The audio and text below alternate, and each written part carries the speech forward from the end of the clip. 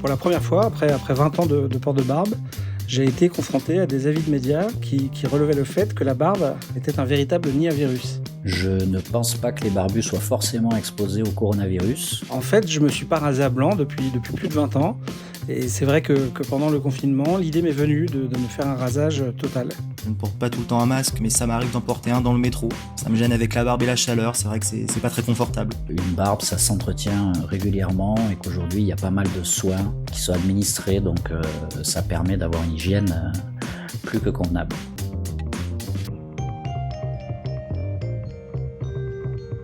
Le 16 mars 2020, le Premier ministre français Édouard Philippe décrétait le confinement national. En 2 mots, chaque citoyen avait pour ordre de ne pas quitter son domicile pour contenir la vague de Covid-19. Aujourd'hui, après 2 longs mois de confinement sans précédent, la France retrouve petit à petit le goût des cafés en terrasse, des restaurants et du soleil dans les parcs. Le virus, imprévisible et méconnu, suscite encore de nombreuses questions. Proactive sur les questions de santé, la marque de rasoir et de soins pour la peau Gillette a voulu apporter des réponses concrètes et s'est penchée sur la question de la pilosité faciale face au virus. Les barbes, moustaches et autres boucs sont-ils des nids à Covid-19 ? Favorisent-ils la propagation du virus ? Et se raser est-il un geste barrière ? Pour répondre à ces questions, à l'heure du déconfinement et du retour à une vie plus normale, Gillette a recueilli des informations sur les habitudes de plus de 1000 Français de plus de 18 ans en termes de rasage et d'hygiène faciale. Ces témoignages ont ensuite été analysés par des experts scientifiques et enrichis par les conseils de 2 ORL, d'un virologue et d'un dermatologue, tous coordonnés par le professeur Roger Jankowski, chef du service d'ORL du CHU de Nancy, que nous avons joint par téléphone. Alors, première question, pourquoi le visage est-il considéré comme une porte d'entrée des virus ? Le fait de se toucher le visage en soi n'est pas dangereux, parce que si vous vous touchez la peau, c'est pas dangereux. Par contre, si vous avez sur votre peau des virus qui vous ont été projetés lors d'un postillon, en vous touchant la peau, vous allez éventuellement vous toucher, vous frotter les yeux, vous toucher le nez, passer vos mains sur les lèvres, etc. Et là, vous favorisez la pénétration du virus. On apprend dans l'étude que 20% des hommes rasés le sont depuis l'apparition du Covid. Et ils ont eu raison de le faire, car le port de la barbe favorise l'accumulation de bactéries.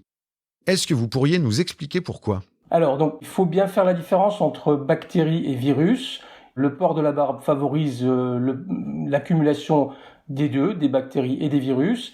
La différence, c'est qu'une bactérie est une cellule vivante qui en soi-même peut se multiplier et augmenter en nombre, alors qu'un virus a besoin de pénétrer dans une cellule pour se multiplier. Donc sur la barbe, le virus, à la limite, il va pas se reproduire, il va pas se répliquer, parce que la barbe, c'est un poil, c'est pas une véritable cellule, si vous voulez.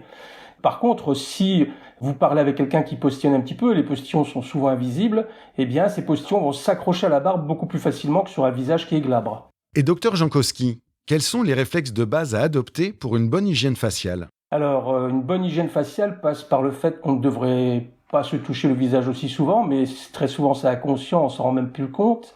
Le seul moyen d'avoir une bonne hygiène faciale, c'est d'abord de se doucher, pas seulement se projeter de l'eau sur le visage, mais se doucher régulièrement, au minimum 1 fois par jour. Ensuite, il est certain que plus la barbe sera courte, voire l'absence de barbe, permet une meilleure hygiène faciale qu'une barbe très longue. L'étude recense que 39% des personnes interrogées ne se lavent pas la barbe quotidiennement. Faut-il le faire tous les jours et pourquoi ? Comme le visage, comme le corps, je crois qu'on admet aujourd'hui que l'hygiène corporelle passe par en moyenne 1 douche par jour et que le port de la barbe répond aux mêmes critères, si vous voulez. Alors il a été démontré, il y a des études qui ont montré ça dans les années 70, si je me souviens bien, que le lavage de la barbe, si on prend de l'eau dans le creux de sa main et qu'on la projette sur le visage, ce type de lavage est moins efficace qu'une douche où l'eau dégouline, si vous voulez, du sommet du crâne vers le bas du corps, quoi. On voit également que 63% des hommes rasés considèrent que le rasage quotidien permet de se nettoyer le visage. Dans quelle mesure se raser est-il bon pour la santé ? Se raser, ça veut dire qu'on s'occupe de soi, qu'on fait attention à sa présentation. On peut dire que dans ce sens-là, c'est bon pour la santé. Après, se laisser pousser la barbe et la tailler régulièrement, c'est également s'occuper de soi. Donc ça fait partie de la santé. Par contre, effectivement, si on se laisse pousser la barbe et qu'on ne la soigne pas, c'est certain que à ce moment-là, ça peut nuire à la santé. Très souvent, il y a d'ailleurs des petits abcès cutanés qui peuvent se former, des boutons, comme on dit. Il peut y avoir des petites affections de la racine du poil, des glandes qui sont autour du poil, etc. C'est bien connu pour des barbes qui sont mal entretenues. Est-ce que le port de la barbe a un impact sur l'efficacité du masque ? Alors, il y a différents types de masques.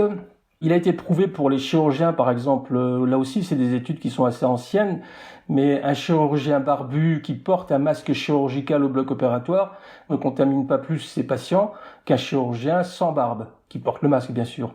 Donc, si vous voulez, en soi, le masque et la barbe font bon ménage.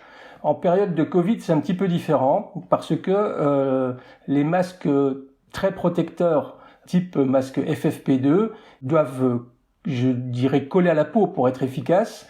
Et la présence de la barbe crée en fait un joint, un interstice qui diminue l'efficacité potentiellement de ces masques.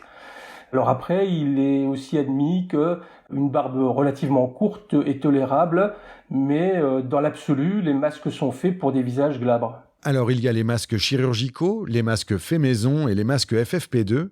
Est-ce que cela fait une différence pour les barbus ? Oui, complètement, si vous voulez. Donc le masque artisanal, le masque chirurgical simple, si vous voulez, est un masque qui est fait pour protéger l'autre. C'est-à-dire que si vous postillonnez à l'intérieur de votre masque et vous interrompez la chaîne du virus. C'est très important pour contrôler une épidémie, pour empêcher la propagation du virus, la diffusion du virus.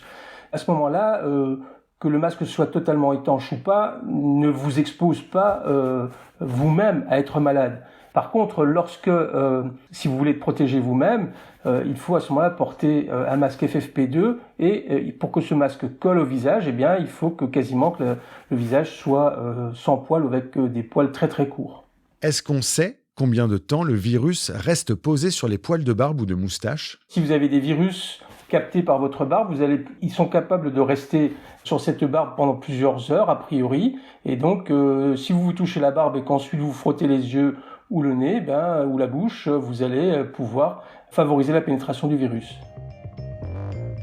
Après les conseils santé, voici les conseils beauté prodigués par Nadia, barbière et gérante d'un salon à Paris. La réelle solution en fait que vous avez, c'est de vous nettoyer tous les soirs et de faire tous les soirs un shampoing de barbe. Donc le shampoing de barbe, en réalité, c'est quelque chose que les hommes font à peu près 3 fois par semaine. Et si vous ne nettoyez pas correctement la barbe avec un shampoing, vous allez vous coucher. En plus des bactéries, du virus et de tout ce que vous avez accumulé dans votre barbe au courant de la journée, la pollution, le sébum, l'alimentation, la fumée, bref, tout ça, au fait, c'est vraiment un nid à bactéries. Donc, si vous lavez pas tous les soirs votre barbe, tout comme votre peau en réalité, parce que la peau, c'est la même chose pour l'homme comme pour la femme, puis pour un homme, s'il fait pas régulièrement un soin du visage ou il va gommer sa peau, enlever ses cellules mortes, c'est encore autre chose qui tombe de la peau vers la barbe et qui reste aussi incrusté à l'intérieur. Déjà, la laver tous les soirs, c'est pas la laver avec du gel douche, c'est la laver avec un shampoing barbe spécial barbe. Sinon, si vous pensez au gel hydroalcoolique ou le truc que pendant la journée on met un coup de spray, c'est bon, on n'a plus de bactéries. Non, en fait, tout ce qui contient de l'alcool, ça assèche. C'est comme si je prenais du gel et j'en mettais dans mes cheveux. Donc, inévitablement, ça assèche. Alors, vous pouvez le faire, sauf que ça assèche. Donc, dans tous les cas, vous pouvez le faire quand même, mais ça assèchera votre barbe. Pour aller plus loin, retrouvez 2 autres articles sur le Covid-19 et la barbe sur slate.fr. Les liens sont disponibles dans la description de ce podcast.